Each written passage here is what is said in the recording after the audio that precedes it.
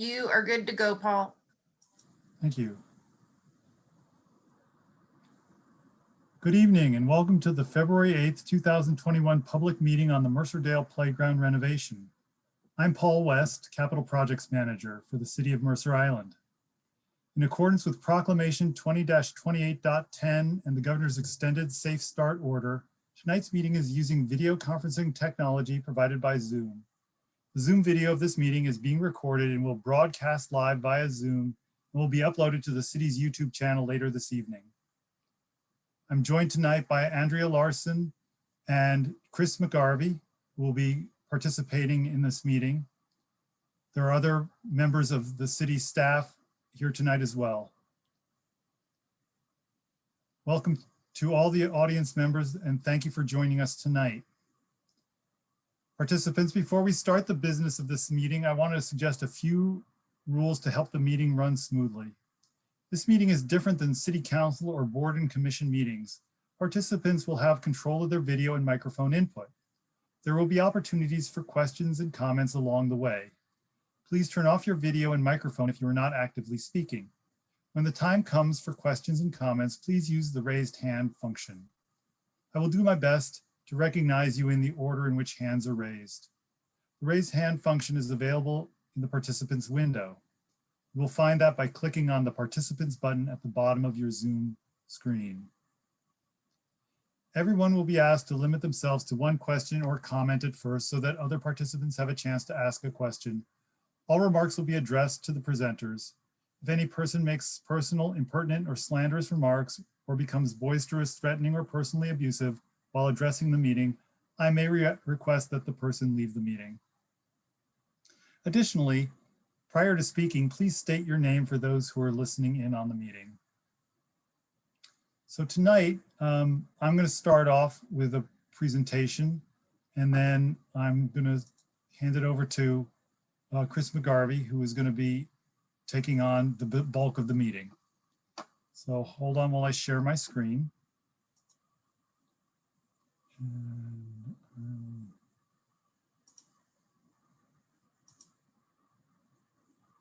There we go. Uh-oh, but I'm on the wrong.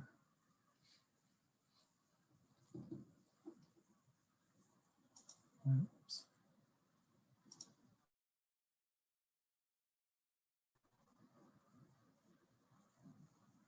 Second. Hold on. I was in the wrong spot. There we go. Now we're here. If you're not here for the Mercerdale Playground, you're in the wrong place. Tonight, I'm gonna give an overview of the project and then we'll do a polling of who's here. Then Chris will take over and go through site considerations, the play experience, play character, and a couple of themes and building inclusivity. We're talking about the Mercerdale Playground, also known as the Train Park Playground. This was built in 1992 and is now 19 years old. The last couple of winters, we've had problems with drainage. The drainage has been clogged by decomposing wood chips, but there are more significant problems as well with just the aging infrastructure of the playground. The play equipment is reaching the end of its useful life. Most play equipment is expected to last between 15 and 20 years, so we're right in that time frame.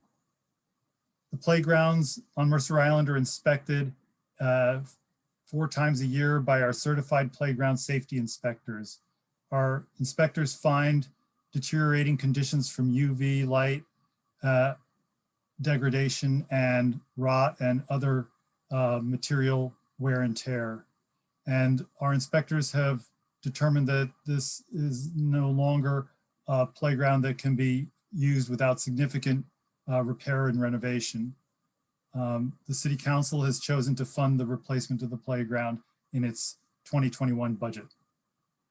As you know, the playground's split into 2 sections, 2 to 5 section on the left and the 5 to 12 section on the right.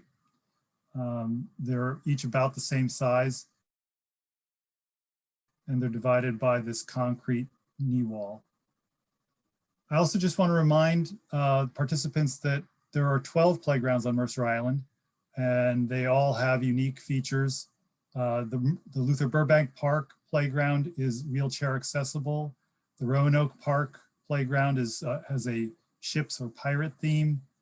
The Dean's Children's Park is a dragon theme, and the South Mercer Playfield playground is got a naturalistic theme. It's important to think about the diversity of playgrounds that we have and what we want to have overall as a system of playgrounds. So with that, I will end sharing my screen and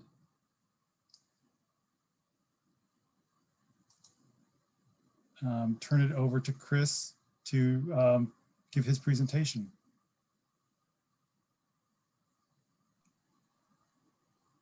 Thank you, Paul. Was there a poll before I start?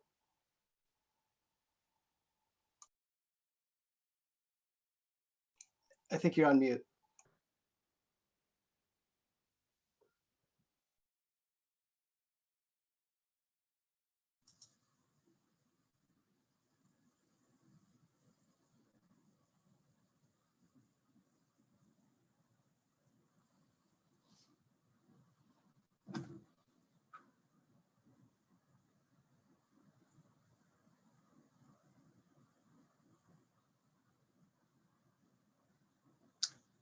So I'm not seeing anybody answering questions yet. Can people see? Oh yes, there they are. Great.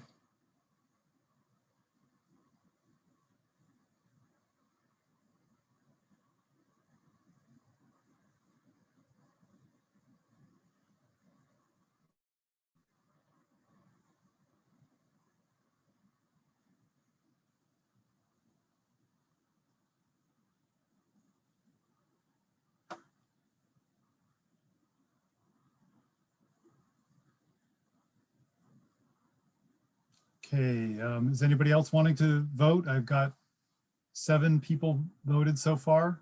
No? Going once, going twice. I'm going to end this poll. And here are the results. So how many kids are in your family? We've got 1, 2, and 3. How many are preschool aged? 0, 1, and 2. How many are school aged? 0, 1, and 2. And most people looks like use the playground more than once a week. And people are using the park in a lot of other different ways as well. So great, thank you so much for that. And now I think we're ready for you, Chris. All right. Well, thank you, Paul, and thank you everybody here. This is fun to gather, even if we're virtual, to talk playgrounds. You know, what's more fun than that?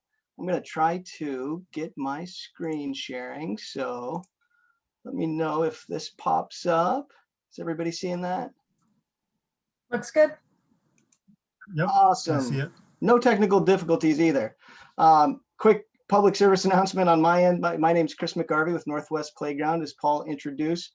I do have, like many of us, 3 very excited kids and a puggle at home. So if you hear any noise, it is probably them getting ready for bed and everything. So with that, let's get on to Mercerdale Playground.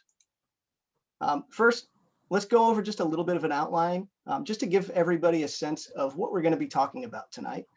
First, we're going to start with just the site, you know, what's there. And when we talk about the site, we're talking about what's in those existing boundaries and what are some of the things we've thought about just to use them a little bit more efficiently. We're also going to go into play experience. And by play experience, what we're talking about really is what are the types of elements that you want to play on. And I'll go over those a little bit, and there's going to be a poll at the end of that section. Then we'll dive into play character, which goes into theming. Really, what do we want this playground to be when you think about it? You know, I know now it's known as Train Park. Is that a legacy we want to continue? And then finally, we've heard loud and clear that inclusiveness is something that's going to be really important to this playground. And so we're going to talk about just inclusiveness, some of the ways to achieve that, and some of the really cool features out there that that are great as inclusive highlights for any park or play area. So first, part one, the site. Let's take a look at the site and what's there right now. Paul showed the beautiful area. Here is Mercerdale Park. So you'll see it's divided into two areas, 5 to 12 and a 2 to 5. So first, we've got that 5 to 12 area, makes up the eastern portion of the site. And just to give folks a reference for how big it is, just under 2,500 square feet, completely surrounded by concrete borders. And that whole northeast portion of the site does have a really nice sidewalk transitioning all along it that creates one of the boundaries. You see the structure there. Paul's talked about just the equipment in general, but to give everybody a little refresher. And then we've got the 2 to 5 area making up the westerly portion of the site.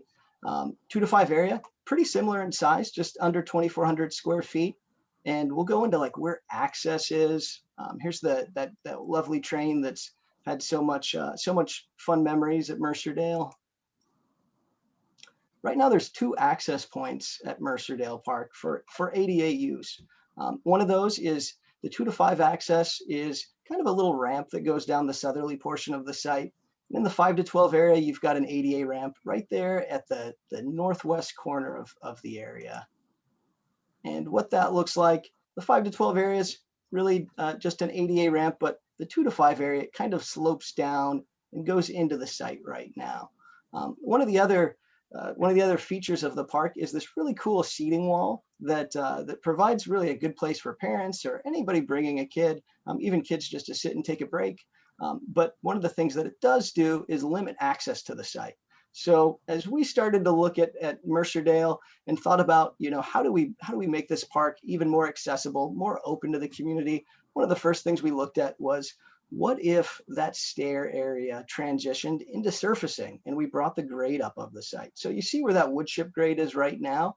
The stair grade transitions all the way over to that central wall. And really, you could create one uniform surface between the 2 to 5 and 5 to 12 areas, just helping with that usable space. So that what we're calling the potential expansion area is just under 500 square feet too. So it's pretty sizable. When you think about that setback in playground terms, almost think about it as like that use zone for playground equipment. Any piece of playground equipment needs a little bit of a setback to separate itself from a sidewalk or anything where a child could potentially fall or get injured. Using this expansion area for surfacing helps us fit even more equipment and utilize equipment in a little bit better way in the site. So when we look at the total site area, I'm going to go back real quick. When we look at the total site area between them, one thing I wanted to preface for everybody is don't think about just the site in terms of the wood fiber and what's there right now, but think about it in terms of if all those grades were brought up a little bit and we had a more seamless transition from sidewalk to play area with a unitary surface. Could be something like the Port in Place that's installed at Luther Burbank, but basically something where you'd actually create ADA access all the way around the perimeter of the site, eliminating those ADA ramps so that really any point of the sidewalk becomes an automatic accessible route to the playground, the features, and everything else that's there.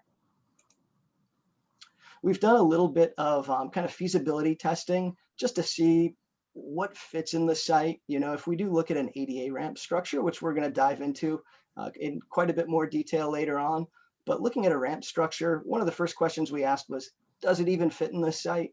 And so this is just a snapshot of a CAD drawing, really just kind of gave us a feasibility study to say, could a ramp structure fit in the area as is? And the answer with that is yes. So I'd say the total site at Mercerdale with that expansion area is just over 5,000 square feet, about 5,300 square feet, which makes it a pretty nice, sizable park, even within the existing footprint that could have a variety of activities. So that's what we're going to dive into as the presentation goes on. Is we really want your feedback. What are the things that you'd like to see in the park for that next generation of Mercerdale? So quick summary on just the site itself. Looking at converting the site from an engineered wood fiber surface to a unitary surfacing, that would allow for fantastic ADA access. Actually, you could remove both ADA ramps, so you get an access point from anywhere there's sidewalk. Elevating the site would help those transitions, the two areas transition between one another. There's also the possibility of that central wall that Paul mentioned early on too, being removed or brought down a little bit so that we could actually surface over that and just get a better flow of equipment potentially. So certainly a lot of possibility within the existing footprint. And now we're going to dive into some of the fun stuff. And that's going to start with just a general overview of the play experience. What would we like to see there? What type of equipment do we want to see at Mercerdale? So the first type of structure is what we refer to as post and platform, kind of traditional play equipment. Traditional play equipment has a lot of benefits. Really, the thing you see with traditional equipment is post, decks, and platforms. And there's features that allow you to get up onto a platform, up onto a deck, or slide down from a deck, or climb down from a deck. So it's all about ways to get on and off of platforms. This structure really just an example showing something that's really familiar to everybody here. Certainly a lot of benefits with traditional play. First and foremost, one of the biggest ones is traditional play definitely is the most modular. And so what I mean by that is we can mix and match pieces from a traditional set of equipment to really fill up a space very well. We have a ton of flexibility in terms of how we lay anything traditional out. Also, it's great for younger children. A lot of the imaginative, a young child can make a structure that could be primary colors and it's a spaceship to them, or it's a ship. It could be anything. So kind of that house-like feel just plays a big part in helping young kids imagine. And thirdly, ADA ramp access. Great thing with traditional play is they don't have to just be accessed from a transfer station. You can actually provide ADA ramp access right up to the structure. So drawbacks from traditional equipment. First, a lot of the play equipment is elevated. Now, you can have ramps that go up to elevated activities, but there certainly are limitations with that. And there's a few drivers. One is cost. Ramps, basically, you can go up a foot for every 12 feet that of length that ramp is. So you can imagine getting up to a 3-foot platform takes 36 feet of ramps plus turnarounds after each ramp. So a lot of the play experience does become elevated if you're not using ramps. Second, repeat play value. I think you find that kids tend to master a set of stairs or a ladder and slides a lot faster. Great for younger kids, but older kids will master it faster. And so the repeat play value might not be necessarily quite as high. And then thirdly, just uniqueness. Depending on what you do, I think you can make traditional playground equipment super unique. But that's really up to us and our designers to try to make really special. So second, modern play, nets and ropes. This can be so many different things. We'll go over just a few examples because modern play takes all types of different shapes and sizes. These examples right here, this shows our Unity Connect line, which is a little bit familiar to traditional playground equipment, with the big glaring obvious thing that you see first and foremost is there's no decks and no platforms. So instead of kids getting up onto a deck and really the features being the different components that allow access to that deck, modern play is a lot more open. A lot of times you're dealing with different types of climbers and ropes and nets to get up to elevation as opposed to taking platforms up to that elevation. Still modularity with this type of structure, but less so than traditional playground equipment. And modern play can be just about anything. I think the definition of modern play changes every year when new manufacturers come out with different things that look like nothing you've ever seen in a playground. So that can certainly take lots of different shapes and sizes. So benefits, open-ended play, great for older kids. There's not a set criteria for how you get on and off a platform. So it really creates a lot of long-term value, especially for those older children that are looking for a little bit more challenge. Also great visibility because you're taking away platforms and decks. You can see through the structure a lot more. Drawbacks, not as great for younger kids. it's hard for a toddler to access something that has ground level ropes. They might not be able to climb to that next set of ropes. Also, a little bit less imaginative. A kid might not know what to make of a structure with ropes and nets. And then, as we mentioned, just a little bit less modularity in terms of how you can lay that structure out. So the cool thing with both traditional and modern play is they're not mutually exclusive. You can do anything in between. So thinking about how play can combine both of those features is definitely an option that we play in all the time. One of the structures that I think does a really good job of sending that message is Infinite. Infinite was developed to take away the platforms, and the designers said, hey, if we got rid of platforms and bridges and just replace them with these cascading net portals, what would that look like? Could kids play on it, and how would they use it? And I think you find that it provides a lot different type of play experience, even though kids are doing the same things. These portals open up the visibility of play. You get kids interacting with the ropes from ground level and also on top of structures as well. So something like this combines some of the traditional elements with some of the modern elements. And then you can still link just about anything to traditional post and platform. This just shows some really basic examples of different net climbers and what those look like linked to different post and platform activities. So hybrid structures, they give you really any type of option you want. Really cool for us to design both together. Drawbacks is that you lose a little bit of the flexibility with how things are laid out. Just because modern equipment is going to be a little bit less modular than traditional, it can just affect the layout and how a structure fits in the space. So at this point, I think we're going to have a quick poll just to get a sense of, when we think of play experience, what are you guys looking for at Mercerdale? More traditional, more modern, or something in between? All right, I'm going to launch the poll.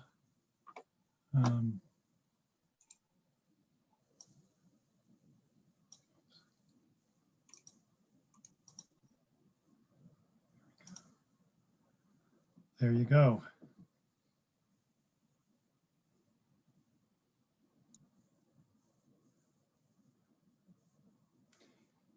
And we have everybody's encouraged to participate except for city employees.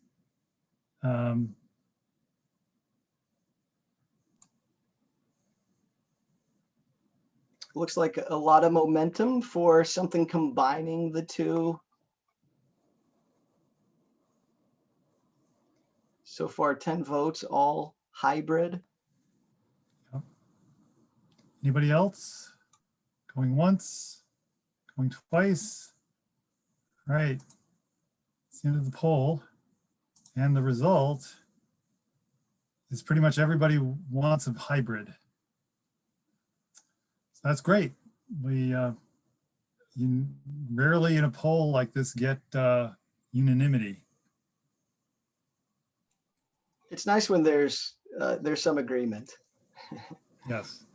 Well, thank you. Looks like we have a question. Mariana has her hand raised. Yeah, go ahead, Marianne. Thank you very much. And I appreciate the, just a second, we got two computers going, so you're getting an echo here. Those three choices and your description, thank you so much for looking into all of these opportunities, but they didn't address accessibility for wheelchair. You've talked about the surface, but as I'm looking at the ropes and et cetera, I still don't see an opportunity for kids in wheelchairs or parents in wheelchairs or seniors with walkers with their kids. I'm wondering if there is another hybrid of traditional and modern. Still, to me, doesn't quite address accessibility. Am I missing something, or what's your Yeah, thought? no, most definitely. And thank you so much for the question, Mariana. So certainly anything we design, we can ramp up the inclusiveness. It can be more of an element for us to design along.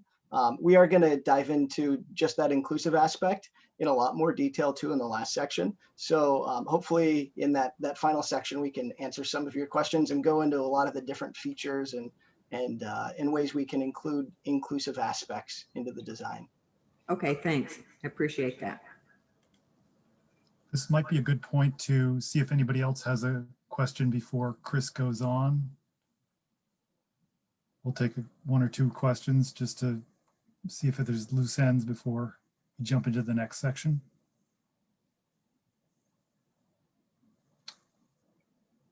I'm not seeing any raised hands. I don't see any hands either, Paul. Okay, great. Well, Chris, why don't you keep going then? All right. So now we're going to dive into the play character. And that's really, what do you think about when you think about this playground? The future playground. Is it going to be Train Park like it's been over the years? This section, more than anything we're going to talk about today, I think is the most open-ended because really the only theme that I think draws similar to Mercerdale is that train theme. So I'm going to go over just a few examples of elements with trains and then just open it up for a little bit of conversation because I think we'd love to hear, the character of the equipment. It can just be colors. It can be a single element, but it plays such a huge role in how kids remember a park. So let's dive into some examples real quick. First, we're going to look at just some of the train concepts. I mean, we know Mercerdale is Train Park. That's really the history it's had with the 2 to 5 structure there. There's so many cool things that you can do with a theme like a train theme. So I just wanted to share some quick examples of different types of train. Trains can be built out of really just about any material today too. You'll see designs in concrete. That structure to the bottom left there is actually all made of GFRC with steel and plastic attached. So you could design something completely custom out of concrete. The render in the bottom right there is kind of a traditional post and platform structure, just themed to look like a train. So there's so many different examples of how you can incorporate theme into play. I'll show one other quick aerial of this project that I thought was really cool. Just kind of shows you with traditional equipment how you can make that look like just about anything. And this one would be that train theme. You see, the front of the train, the engine going all the way back to the caboose, and equipment that looks kind of like equipment, but to a child, this really becomes a locomotive experience they get to play on. Other types of themes just to really get everybody's imagination running. Again, it could be anything. The picture in that top left just shows how really familiar structures, bridges, slides, how that can be applied with some natural, some treatment of in this case, it's a GFRC, but treatment of different things to make it look like trees. Those steel posts now appear to be tree stumps. You'll see at the bottom left there, a tractor. So play can be a tractor. It could be a barn. Examples of panels, even just incorporating a few panels that are unique to a community, to an area, can add such a big difference and make the play experience for a child just that much more special.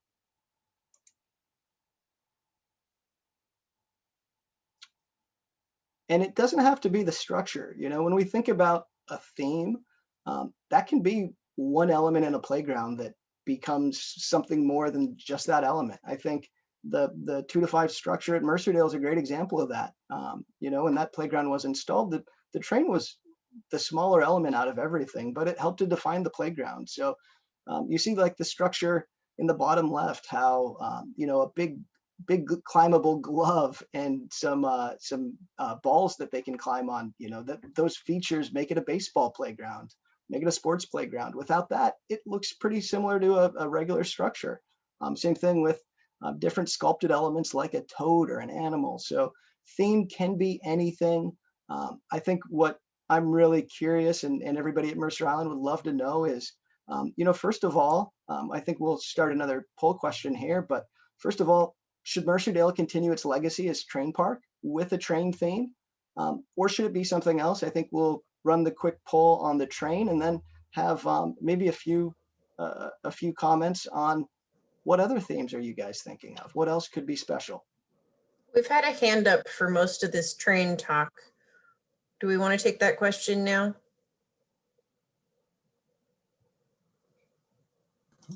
Why don't we do that? Why don't we take the, Sorry, I had my hand up before and I didn't take it off.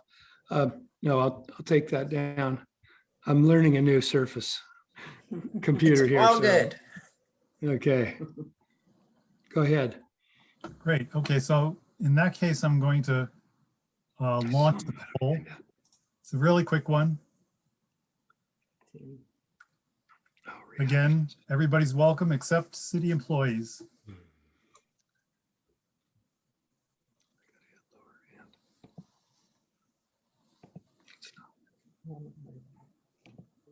Okay.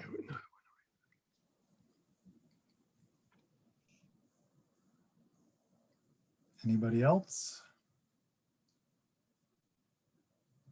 Going once, going twice.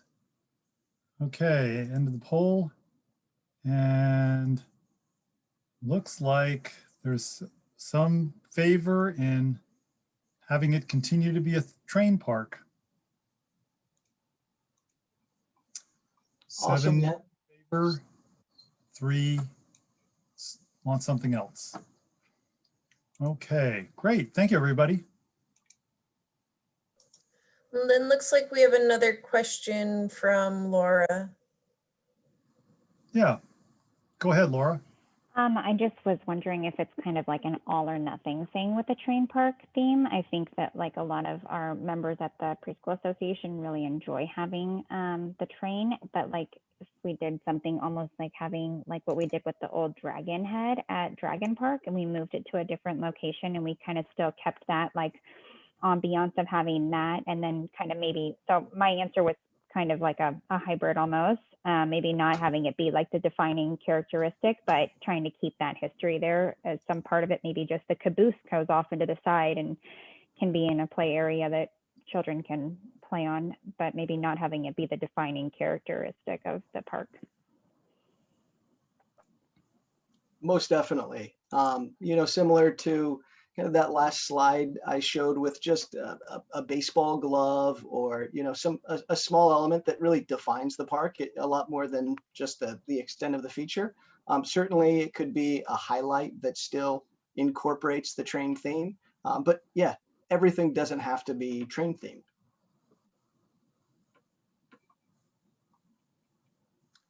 This is a good time for other people to speak up if they have ideas or desires around theme.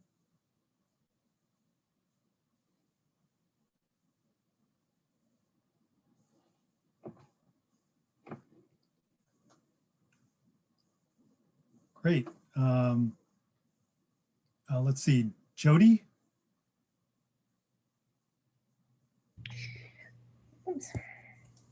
Hello. I just wanted to comment. I loved looking at the options for the other playgrounds, and when I saw the big ball glove, and it looked like it might be like sort of almost like a little cave thing that the kids could play in. I thought that was a really cool feature, and I know that was something that they mentioned in the inclusivity talk too, was to have little spaces like that where they could go and sort of have it almost a timeout and be quiet together. So I just wanted to comment on that feature. Thanks. Great. Thank you. And Mariana?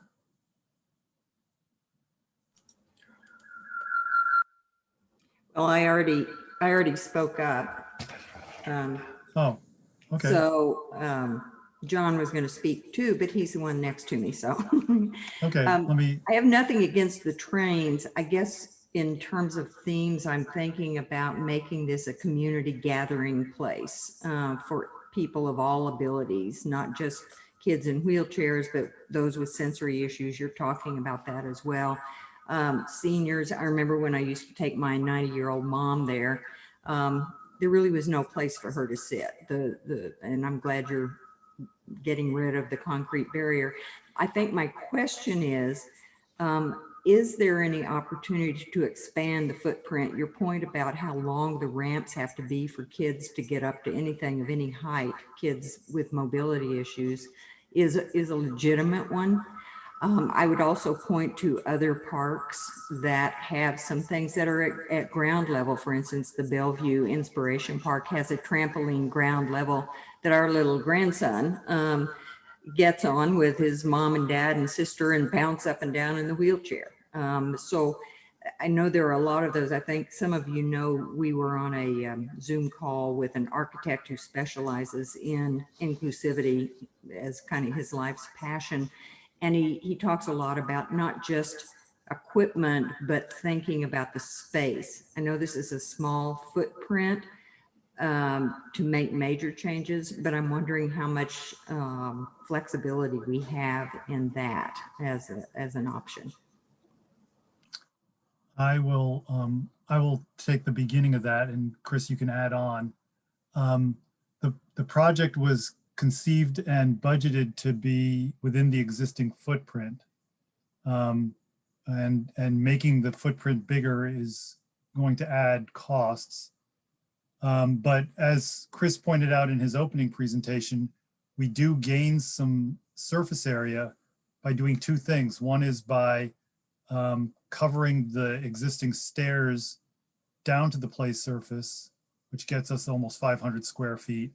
And then the other is if we remove the center dividing wall between the two sections, that also gains us a little area, but it gains us even more with flexibility of use because we don't have to fit the fall zone in between the concrete curbing as much. Within the existing footprint, there will be more space given those ideas. And Chris, do you want to add anything to that? Yeah, I think it's surprising what the footprint at Mercerdale could do. We haven't really spent much time designing anything specific, but I think the really promising thing is that footprint with the expansion area, with the surfacings raised, that's about a 5,300 square foot footprint. Compare that to like your average school age playground now that's being put into brand new elementary schools. Your average school age playground's right about 3,000 square feet. So you're looking at something that's, well over and above what they're putting in your common elementary school. So, I'm excited to see what that footprint can look like. Certainly with inclusivity as one of the big driving forces behind that equipment design. I'm going to try to move this along a little bit. John, did you have a comment that you wanted to make?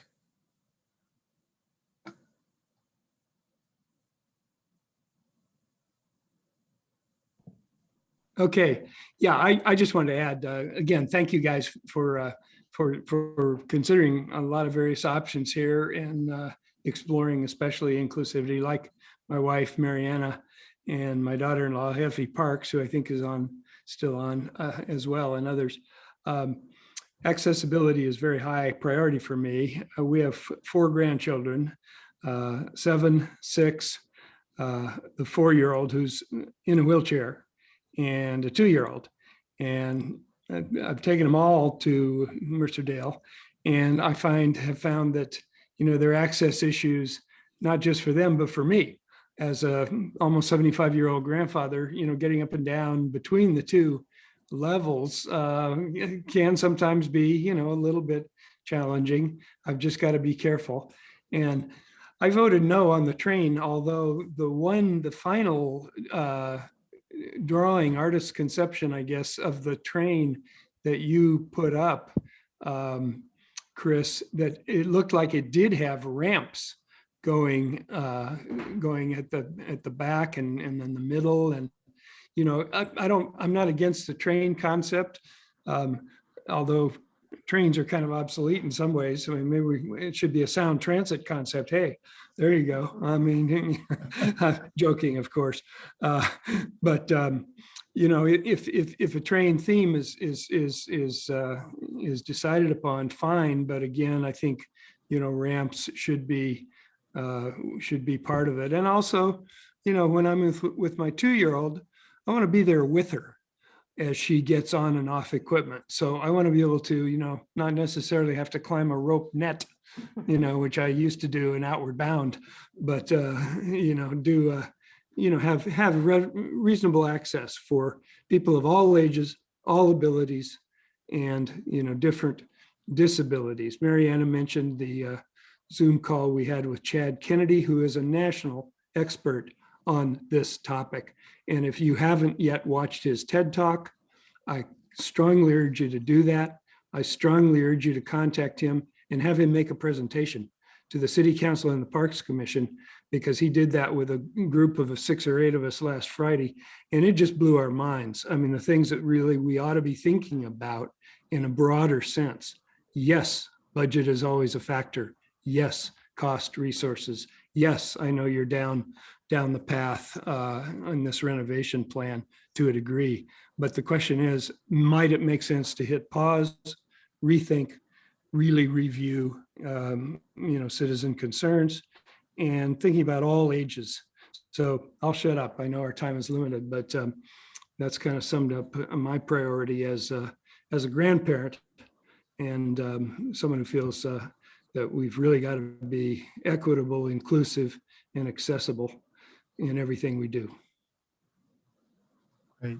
Thanks, John.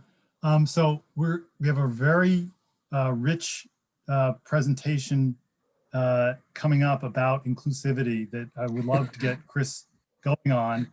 Okay. So Laura or Olivia, if you have something about the theme, I would love to hear that.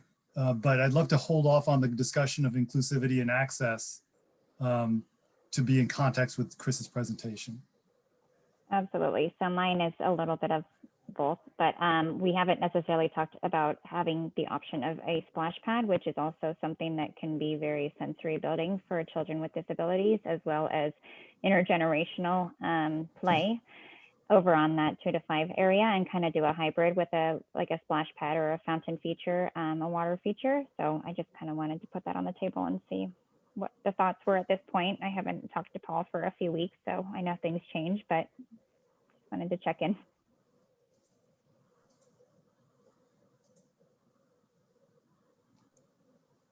Did you want me to take a stab at that, Paul? Sure, that'd be great. Yeah, and I'd say, certainly we work on splash pads as part of the business. Really, just looking at any outdoor amenity is something that that we look to help specialize in, and so we've definitely helped design and build splash pads all over the Puget Sound and in the Northwest states. I know the big hurdle for any splash pad is permitting. It's with the health department. So splash pads, I know in King County, require a restroom within 100 feet of the pad. So there's definitely a lot of hurdles. Not to say it's an impossibility, but even just outside of the footprint, there's other things that would need to go along with the project. Primarily the first two being restroom and equipment room for that recirculation system to filter water.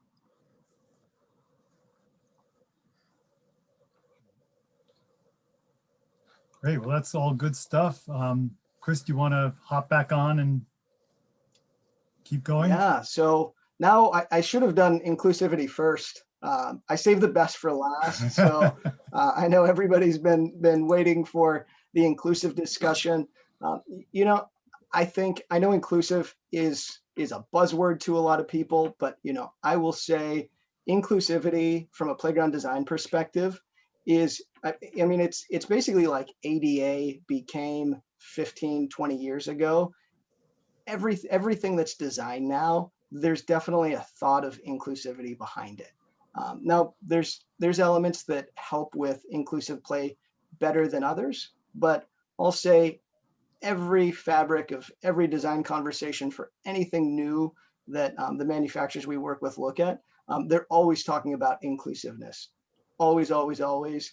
And we're going to dive into just a little bit of the different ways you can build inclusivity more than anything. And you guys are a very studied group. So I think, I definitely up for this to be a little bit of an open conversation. So if you see anything that you want to stop on, let's definitely do it now, as opposed to having to save everything for the last even. So when we think about inclusive types of elements, there's three ways it breaks down in some ways. You know, inclusiveness, like a lot of you have alluded to, isn't a feature, or, you know, it's nothing specific.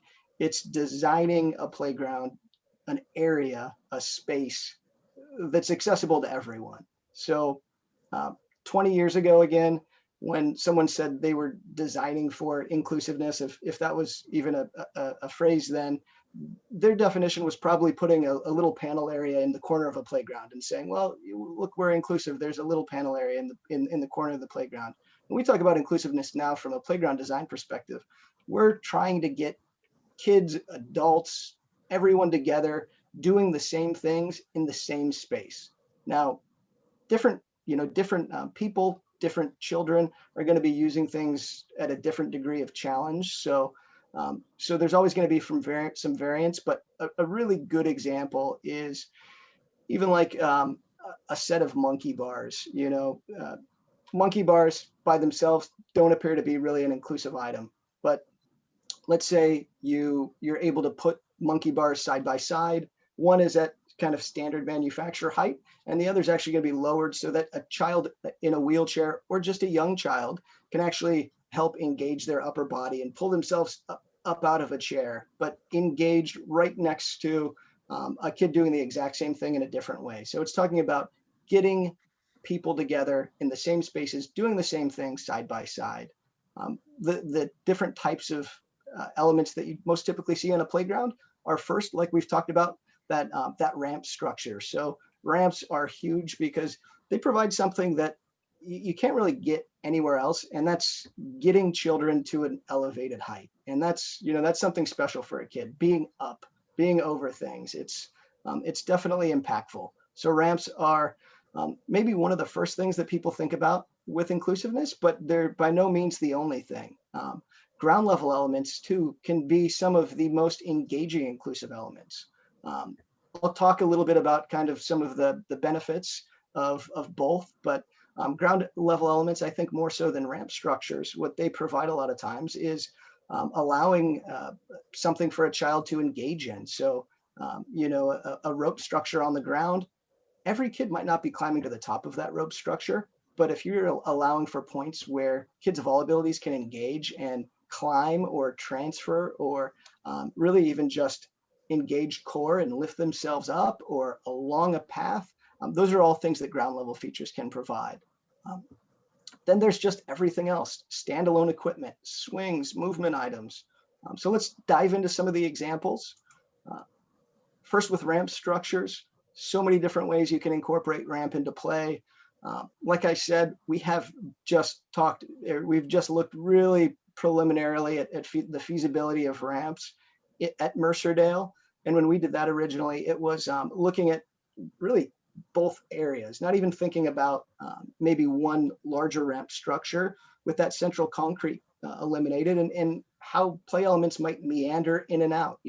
5,300 square feet, I think it's a sizable area. And it's something that once you start laying equipment out, I think it'll surprise everybody just in terms of how far that can go. Ramps are something that can be linked to other features too. A structure can be ramp accessible, but that doesn't necessarily mean everything is going to be accessible by ramps too. Like you'll see the structure on the bottom right. Obviously, there's ramps incorporated. There's taller features as well that might not be ramp accessible. So with ramps, we're always balancing the ability to get height to the cost of the equipment and putting those ramps in. Then there's ground level play, and ground level play can come in all types of shapes and sizes. A lot of pieces that you see designed today, the home dome is the piece on the left there, incorporate actually transferable points that might not be obvious to someone just walking through a play area. It might look like a climber, but the really cool thing is that something like this home dome feature, which is a climber for a younger age group, actually includes a transfer point, so that a child in a mobility device who has the upper body ability can actually transfer out of that chair and onto the feature. Similarly, we talked about the monkey bars and how those can be set at different heights. And really, it's not just monkey bars, but any ground level elements. And there are too many to show in a presentation, but they can meander in and out. They can create circuits. They can have accessible paths and routes that intertwine with features. I really love the balance tracks features there in the bottom right too. A balancing element that's intended for children who are really just learning how to engage that lower body and balance. It provides the safety of actually having railing on both sides too. Features like this are really cool because they don't have to be standalone. Those can be linked to a platform. So they could be an access point to get onto a lower deck. So a child can transfer and transition onto an ADA ramp deck with a balance track feature like that, or any other type of ground level balancing element. Again, just wanted to show that feasibility study. And again, this is showing 2 different structures in the area. And you'll see that concrete wall. So all of those red lines, those hard red lines are going to be the use zones. You see what that concrete wall does to our use zones, and probably why for a lot of people that use Mercerdale every day, think the area feels smaller than it really is. Eliminating that concrete wall basically allows a structure to meander and be built in that entire space, which, you know, I'm really confident can be so much more usable than, you know, than appears right now. So when we just focus on the play structure, I think what we wanted to know, and we're going to get into some of the standalone components later too. So some of the movable features and stuff is what we're going to dive into next. But when it just comes to the play structure, what would you guys like to see? I put 3 options down. We can certainly have a discussion on this, as I know this is going to be impactful to a lot of folks. But would you like to see a larger ramp structure with less of the ground level or movement elements? Would you like to see maybe a smaller ramp structure combined with more ground level elements, or an emphasis on ground level play? And I think we've got a poll that can come up for everybody to give their thoughts. Chris, I'm going to just pause. Mariana has a question. Yeah, I wanted to point out in your last slide, the ramp going up with the woman helping the child. That's a big deal, is caregivers, parents, grandparents being able to be with their kids who are, through occupational and physical therapy, gaining some strength. So that's in the bottom right there. That's important. Slides, wider slides, so that you can go down with your child. So I don't know where that fits into your survey, but that's an important consideration, is ability for whoever the caregiver is, the adult, with the child as they're increasing their mobility, to be with them, to be able to help them with that. Thank you, Mariana. Yeah, I think that's an awesome point. I could not capture it in a survey as well as I think you captured right there. And Ashley, is it? Ashley, are you Hey Family? Yes, yeah, hi, thank you. So you asked a question about whether we would like to see mostly ground play or a structure play or a blend. I would just comment that it can be 100% accessible and 100% inclusive, regardless of whether it's ground or structure. So I think if it's structure, we'd want to see a ramp. If it's ground play, we'd want to see something that can be accessed, you know, without climbing or whatnot, or standing structures that can be walked up to or rolled up to, as well as some sensory items incorporated for all types of disabilities. You know, considering that 18% of the population has a disability, we really want to consider all aspects here. So I think, you know, whether it's ground play or structure play, we know that a 100% accessible structure can, you know, playground can be created. So, you know, that balance is maybe not so important as making sure we're selecting just the right equipment so that this can be accessed by everyone. Those would be my comments. Great, thank you.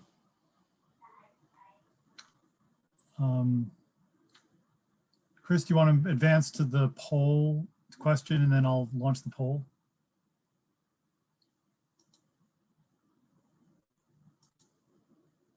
Okay, here we go.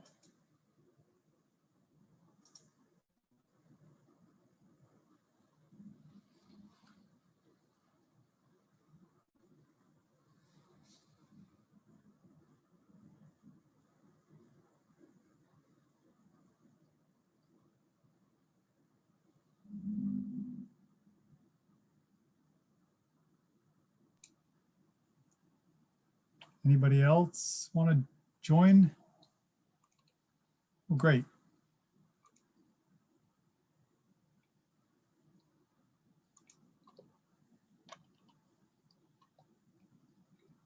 It looks like we're seeing a lot of momentum for kind of a smaller ramp structure with more of those ground level elements mixed in. All right, last call. Going once, going twice. Okay. Yep, here we have not unanimity, but close. Most people want to see a mix there, which makes some sense to me. It gives the most variety, maybe. Again, these are just hypotheticals. Like, you know, there's totally other dimensions, like Ashley was just saying. You know, that there's other dimensions to this just than this, you know, dyad, but it gives us a little bit of an idea where people sit. So it does help us moving forward. Most definitely. And the structure, more than anything, is really just one of the pieces for us to build around. I'd say it defines a lot of the layout for how things work in the site, just in terms of what type of structure we want to see. So super helpful. I appreciate everybody's thoughts and comments on that. And now we're going to dive into just some of the other standalone items, some of the cool features that I think we really love and are passionate about when it comes to inclusivity and bringing kids together. My absolute favorite piece is the Aero Glider. I don't know if anyone has seen these types of features, but when we think about inclusivity, one of the principles that we design by is, first and foremost, the coolest thing on the playground needs to be inclusive for everyone. It needs to be accessible for everyone. Coolest feature has to be.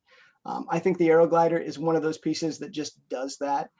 Movement never gets old with kids. You know, there's so many things that a child might use once or twice and master and then just not come back to for a little while. Movement is perpetual. Movement always drives kids. And so when an inclusive feature can be a movement feature, it is so cool.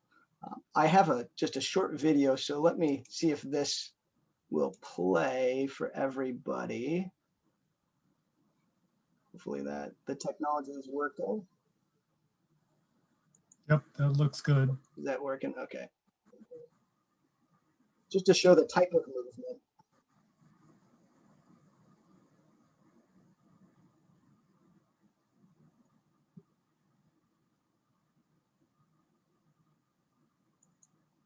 So that's the Aero Glider, and what I really like about it is, again, it easily can seat someone in a mobility device, adults, really anyone. You can be in a seated position, you can be standing, or for, you know, those older kids who just want to run and climb on everything, they can be on the back of the piece rocking it. So you get people using it in different ways, but really together, all on the same feature. And this is accessible from a ramp. It is a lower ramp too, so an 18-inch ramp, which means that you really only need you need 18 feet of ramp plus a turnaround after 12 feet. So it's something that fits really well into just about any site. If you saw our little feasibility picture, we just looked at, hey, how would an Aero Glider fit in this space? And even in the existing site, without making a lot of those improvements that we looked at, a piece like the Aero Glider fits in while still providing a ton of room for other features. So some of the other features that we think are really cool, the accessible whirl. ground level spinner, basically a merry-go-round if kids were going to wheel onto a merry-go-round. This fits 2 wheelchairs, so 2 wheelchairs can fit right into the accessible whirl, and again, an inclusive piece. Everyone gets to use them together. Motion is, is going to be a theme here when we're looking at the standalone items, just because of, how much individual play value these types of pieces provide. The spin-R, it's similar to a merry-go-round too, in that it rotates. What I really like about the spin-R is it has 6 little cutouts, and each of those cutouts could be a seating position. They actually come with a strap-in point, so a parent or caretaker with a child with mobility devices can transfer them out of a seat or a walker onto the spin-R, and actually put a strap across to help keep them in a seated position too while it does rotate. So again, kids can use this in so many different ways. The Cozy Cocoon. This was developed for children on the autism spectrum that needed, I think someone mentioned that quiet space in the site, and having a place where you could be in the middle of the play action without necessarily being in it. And the Cozy Cocoon offers that. So it's a rotating spinner, but it's also just a quiet spot for a child to sit and be in the play area while kind of, getting used to the excitement of everything going on around them.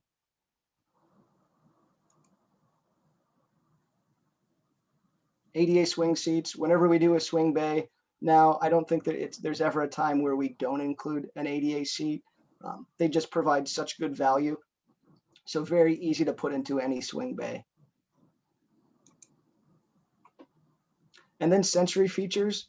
There's so many options. I love the musical instruments that are out there now. And if you guys have had a chance to play them, I think we actually did the ones at Inspiration Playground in Bellevue, but they're so melodic. They have such good sound compared to the noisemakers of past. Previously, when you'd play a musical instrument on a playground structure, it was basically a noisemaker. Now musical instruments are actually tuned, so they're going to sound great no matter if you're playing a song and know what you're doing, or you're just kind of banging the keys. And there's a lot of options. These can be incorporated into a play structure. They can be around a play event. What I love about music in a playground is that it completely appeals to children to play socially in a way that they might not even know social. When you have a musical area or musical instruments spread out in a play area, you see kids or people playing together, and they don't realize they're playing together at first, but it becomes play in a different way than climbing up a big rope climber. So I just love how these appeal to kids, adults, everyone in a totally different way. So with some of those highlight features in mind, looking at some of the coolest features being an inclusive piece, I think what we wanted to know was, which ones are you guys really drawn to? And would love comments and thoughts too outside of that. All right. Let's try this one. I just have a question really quickly. Yeah, go ahead. What was the difference between the spin-R and the accessible whirl? Yeah, that's a great question, Laura. So the accessible whirl is ground level. So a child would actually wheel onto it. The spin-R is going to be elevated, but it does have, I think the nice thing is it does have cutouts. So you can still be in a seated, safe position while it spins. Perfect. Thank you.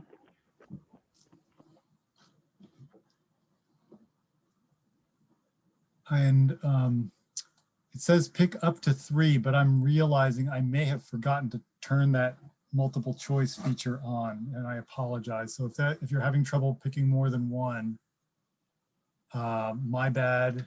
I didn't set up the poll correctly, so this may not be that useful. And we could always do it item by item too, if we'd like to get a snapshot for what people think. Even if people, if you want to raise your hand for the aero glider, we could just count raised hands on the screen. Chris, I could actually go out and change it, and we could take the poll in 5 or 10 minutes Okay. when it's ready. So I'm going to end this poll, and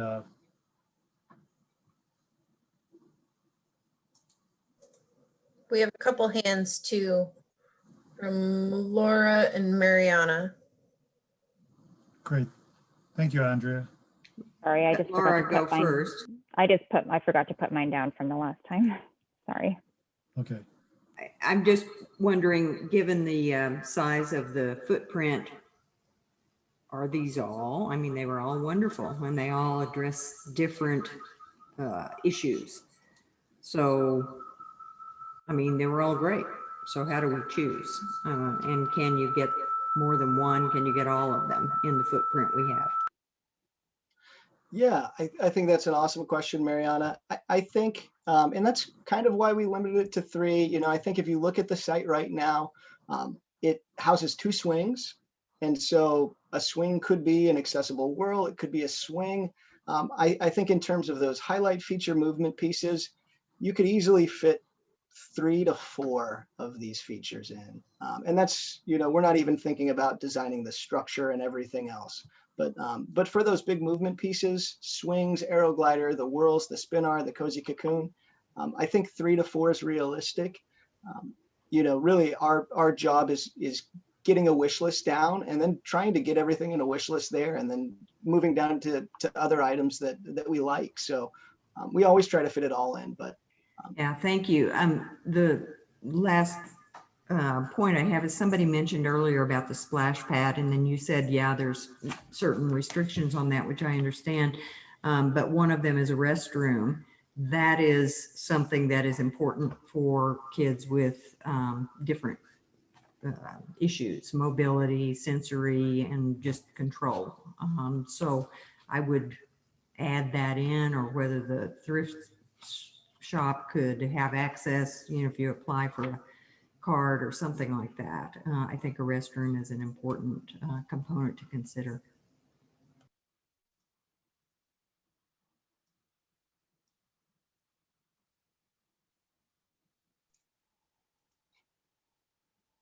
Thank you, Mariana. Any other thoughts or feedback on inclusiveness? And that was our last slide here. So certainly that could open up some additional discussion for folks.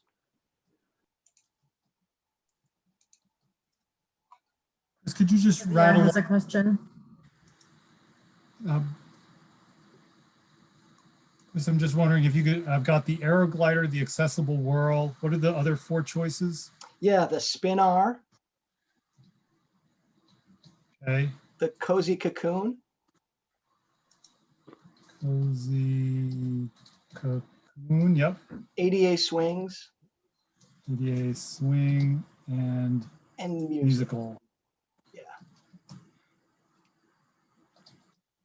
Yeah, I wanted to jump in and say there should be a box to check all of the above. I mean, they all, like Mariana said, they all have great appeal, it seems to me. And thank you guys, for, looking at some of these options that some of us weren't entirely sure were on the table, but you've done clearly a lot of research and homework and looked at a lot of great stuff. And some of us who are fairly new to this didn't know what all was out there, but I'm wondering, like you say, the swings, there are 2 swing sets there now. And Chris, when you said probably 3 to 4, only 3 to 4 of these, of the 6 options, you think there would be room for? Do you think that could possibly be increased to 5 or even 6, or you think the space is just too small? Yeah, no, that's a great question. And I think there's ways to, to maybe fit more in. Everything's a trade-off to a certain extent, but I think what we've heard so far is we're looking at a ramp structure that might not be a huge ramp structure that takes up half of the area. Yeah. Part of our as we're designing things, part of the difficulty with some of the movement pieces is there's different types of use zone for playground equipment. And so standard use zones can overlap. So if you can imagine like a balance beam being the most simple thing, a 6-foot use zone, you can have a balance beam, and then 6 feet away, you can have another balance beam.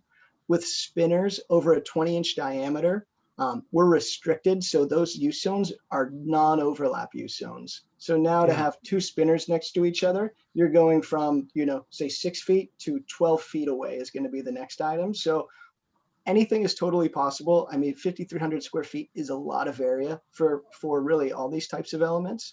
I think we just wanted to get a sense, and if movement and having more of these really cool inclusive movement features is an emphasis, we can completely design around that.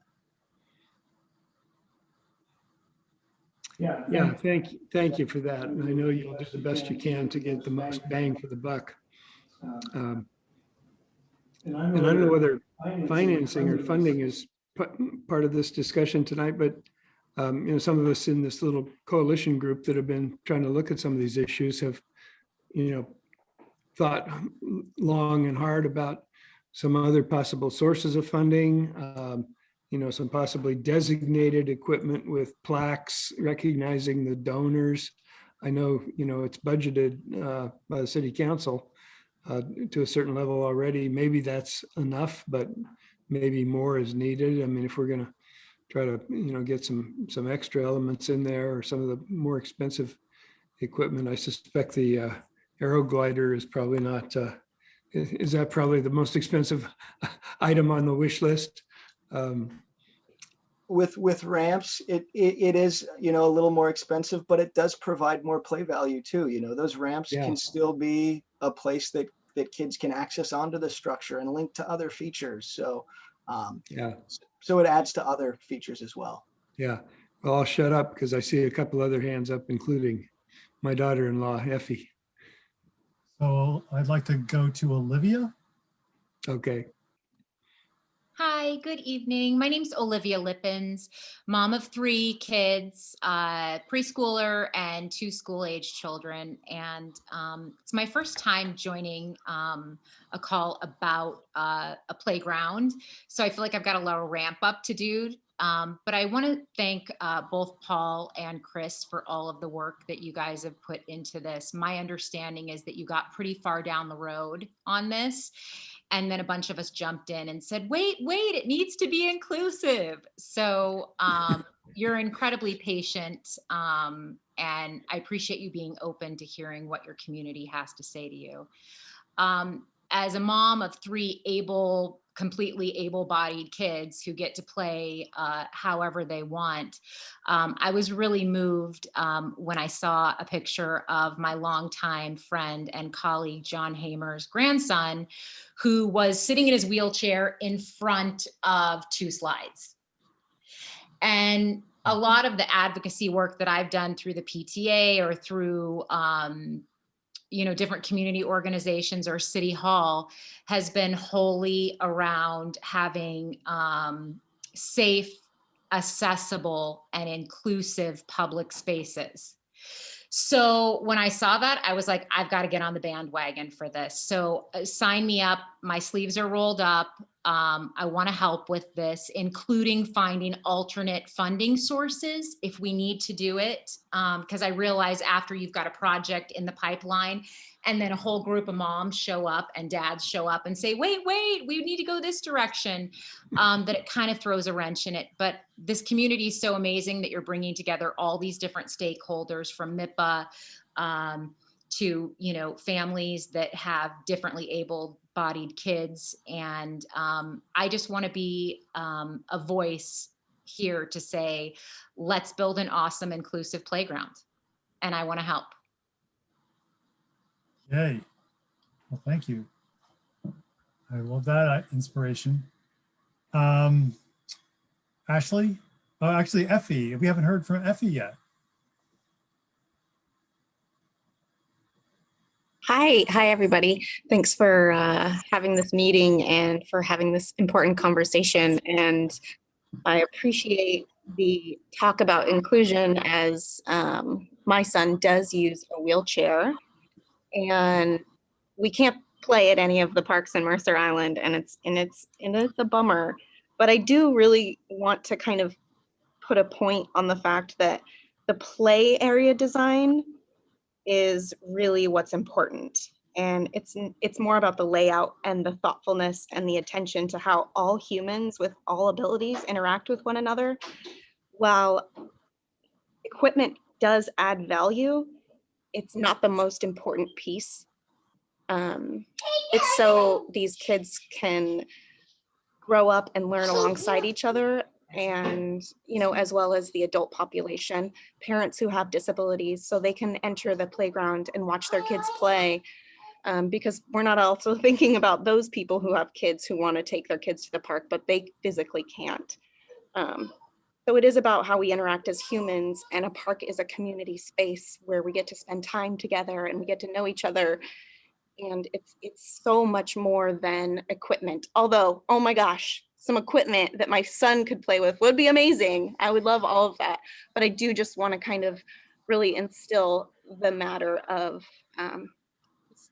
being together. So thank you. Thank you. Nicely said. And Ashley?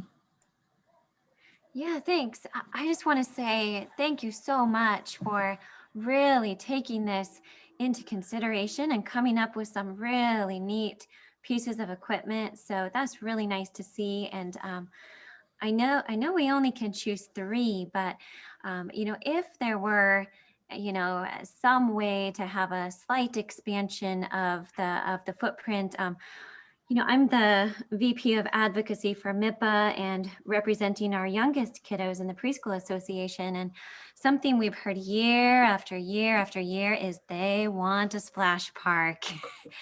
And I know it may be unrealistic to have a big water feature, because that's kind of a playground on its own, but there's some really neat splash pads that are, you may have seen one like the Bellevue Imagination Playground, which looks like just a little play area, kind of a circular play area in summer and spring. And then when the sun comes out, you get this awesome little river going around in a circle and some little spray streams that come up.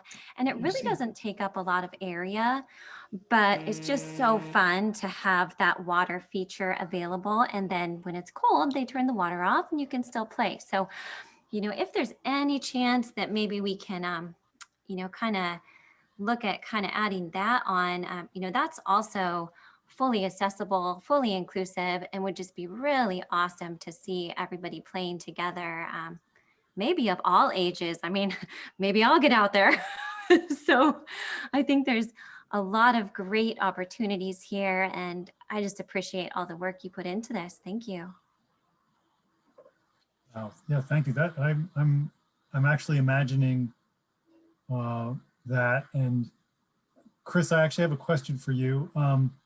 Does a water play feature that the children stand at, and kind of like the one at Bellevue, or I'm thinking of other playgrounds where it's at waist height for the children. Does that require a fall zone? Can that be something that is outside the footprint of the existing playground? Yeah, that's a great question. There's no current standard that defines fall zones for splash pad equipment. So certainly could be in a concrete area. Water features really can be anywhere. There's no requirements for safety surfacing. So that may be a way to get more play into an area next to the playground footprint. Great. Thank you so much, Ashley. That's creative thinking. That's why we do this kind of meeting.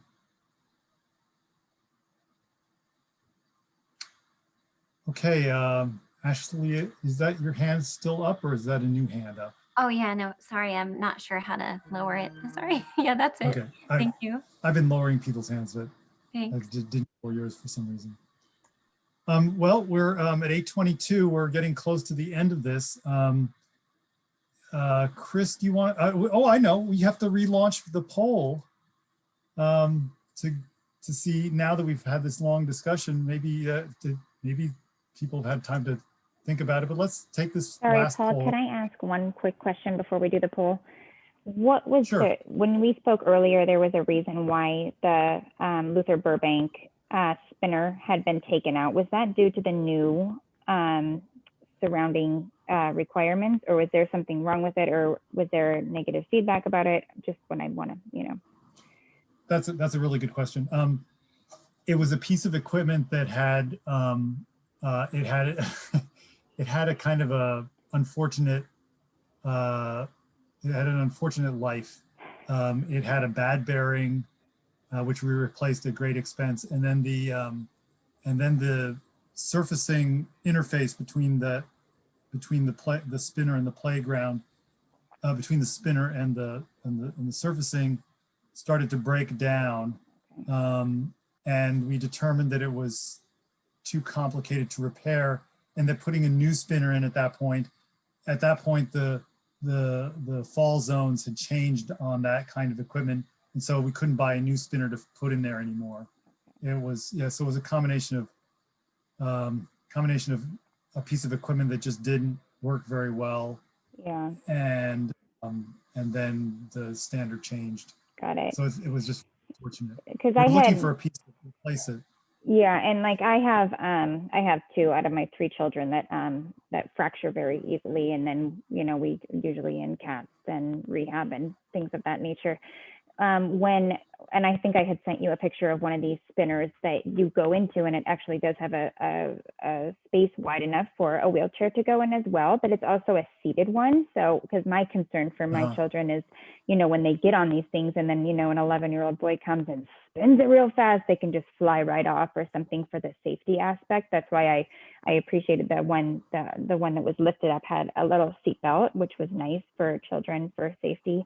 So that's why I was wondering if there was any safety concerns with that one. But with the one that's over at the Bellevue Crossroads Park, which is also a kind of hybrid splash park, they do have it's like a merry-go-round, but it's like a covered merry-go-round, and it has walls on 3 sides and then a wheelchair opening. So you could be wheeled in and sit and be wheeled around and have fun in kind of a safe manner, But I don't know, just thinking out loud. Chris, are the clearance zones on enclosed spinners different than the open ones? What was the first part of that question? I'm sorry. Oh, I was wondering, if the clearance zones are different on different types of spinners. So on one of those flat merry-go-rounds versus an enclosed, more like the cocoon type. I'm just curious about if there's differences in the clearance that is required around those. Yeah, they're different. The 2 primary things that drive use zone for anything rotating is, one, the diameter of the platform. So under 20 inches or over 20 inches, it'll increase. The second thing is just if there's a speed reducer. Typically, if any spinner is over 20 inches, there's going to be some type of a speed reducer so that you don't get like merry-go-rounds of old, you barely touch the thing and it'll spin for like 5 hours. So those 2 things do change the use zone. Can vary anywhere from 6 to 9 feet, with some being overlap, some being non-overlap, and every spinner is a little bit different. Okay, we have a couple more hands, and I still want to launch this poll. We're getting to the end here. So, Councilmember Rosenbaum. Hey, thanks, Paul. I'll be quick. I just want to say thanks to you for holding this meeting, and also everyone for attending. Just appreciate it, and I appreciate all the feedback we got too, and looking forward to working more on this project. So I just want to say thanks, and I'll lower my hand as I've learned how to do in council meetings now. Great, thanks so much for being here. Sure, and thank Mariana? you. Okay, and quickly, I just wanted to thank you all too. It's amazing to me, as Olivia said, that you turned on a dime so quickly and obviously did your research on all the different types of accessibility. Thank you. Makes me feel very good to be a part of this community. I'm not comfortable voting on the survey because I think to the last question from Laura. I don't, or whoever it was, I don't understand what the different trade-offs are. So there's terrific stuff. I want them all, but I think I'm not ready to vote on that tonight without understanding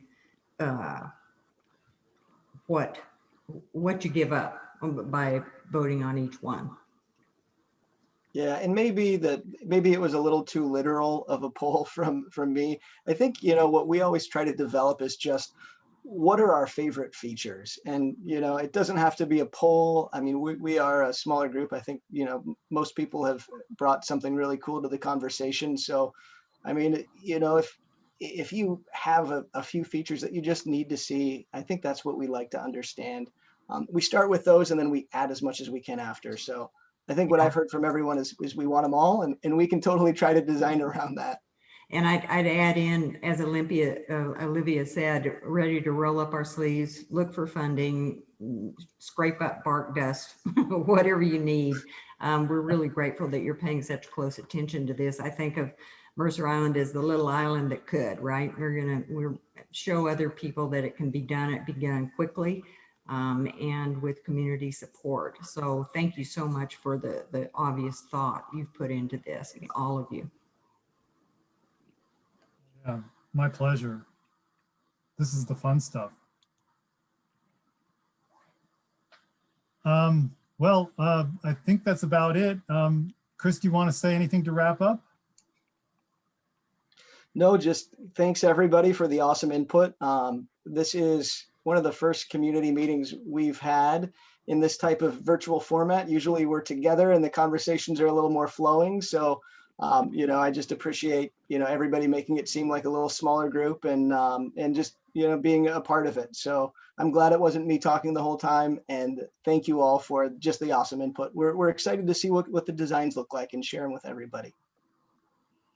So I just want to say that this was not the last chance to give input. There will be some kind of draft design that comes out of this, and we will be definitely asking for more input when we get to that point. So just be aware that you'll all be involved in that if you want to be.